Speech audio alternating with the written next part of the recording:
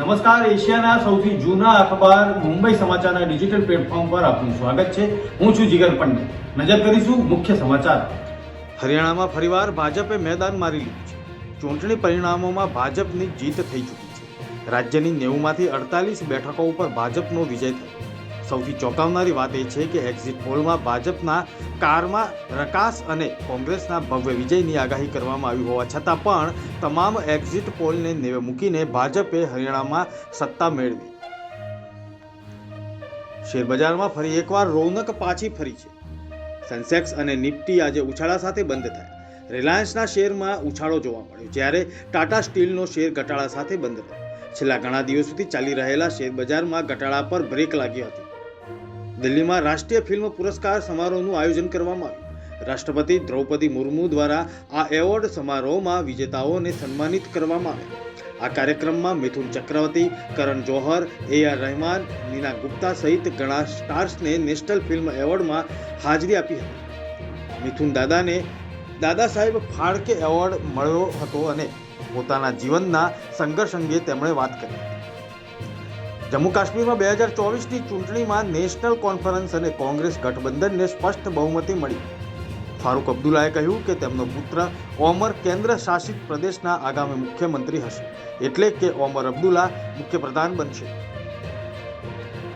મહારાષ્ટ્રના પૂર્વ CM ઉદ્ધવ ઠાકરેએ કહ્યું કે મહારાષ્ટ્રને બચાવવા માટે શિવસેના એટલે કે ઉદ્ધવ બાળાસાહેબ ઠાકરે UBT અને કોંગ્રેસ તથા NCP શરદ પવાર SP દ્વારા જેને પણ CM તરીકે જાહેર કરવામાં આવશે તેને સમર્થન અપાશે.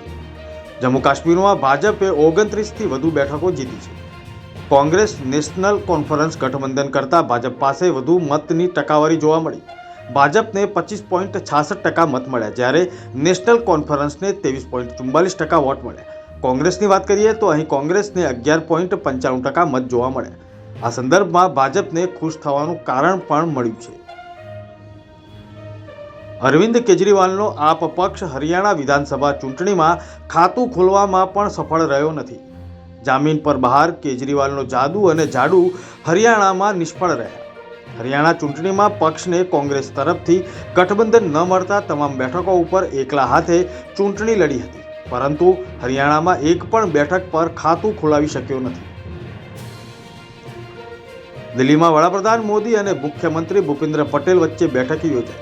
રાજ્યના મહત્વના એજન્ડા અને વિકાસના કામો અંગે બેઠકમાં ચર્ચા થઈ હોવાનું માનવામાં આવે છે.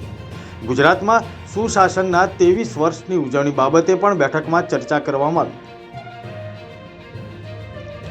રાજ્યમાં ટ્રાફિકમાં ફરજ પર રહેલા TRB જવાનો ફિક્સ પગારમાં વધારાને લઈને છેલ્લા કેટલાક સમયથી માંગ કરી રહ્યા છે, ત્યારે તેમની માંગ સામે સંતોષકારક જવાબ ન મળતા આખરે TRBના જવાનો પગાર વધારા સહિતની માંગ કરવાની સાથે જ હડતાલ પર ઉતર્યા.